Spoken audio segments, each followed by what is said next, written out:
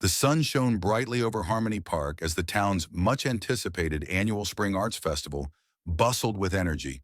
Colorful booths lined the paths, filled with local artists, craftsmen, and food vendors.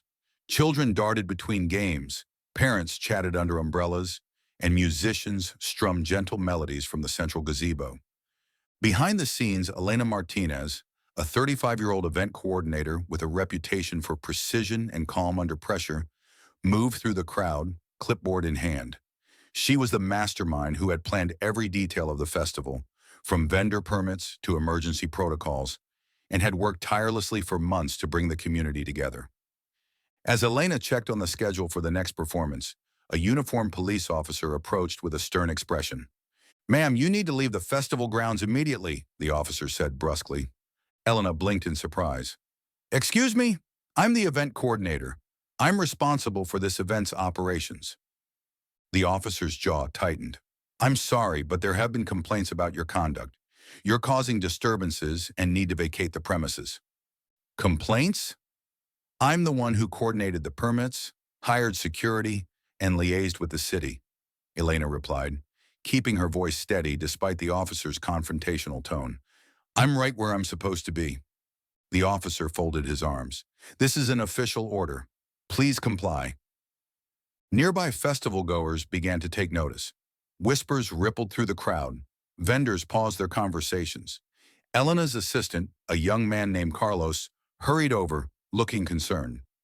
Elena took a breath and said firmly, "Officer, may I see any documentation or speak to your supervisor? I want to resolve this peacefully." The officer hesitated, then lowered his voice. "I'm just doing my job. Someone from the neighborhood complained that you were being disruptive. Something about shouting at volunteers and being out of line."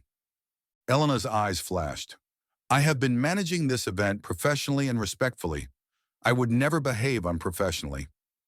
She pulled out her phone and showed the officer text messages and emails from volunteers praising her leadership and organization. At that moment, the festival's security supervisor arrived, a tall woman named Janet. "Is there a problem here?" Janet asked, eyeing the officer. "This woman needs to leave," he said. Janet frowned. "Elena is our event coordinator and has the authority to be here. We have not received any complaints about her conduct from our staff."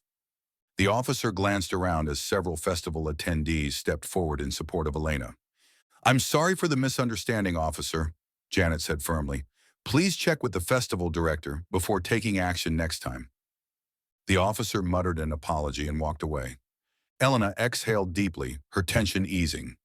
Later, as the sun dipped toward the horizon, the festival thrived.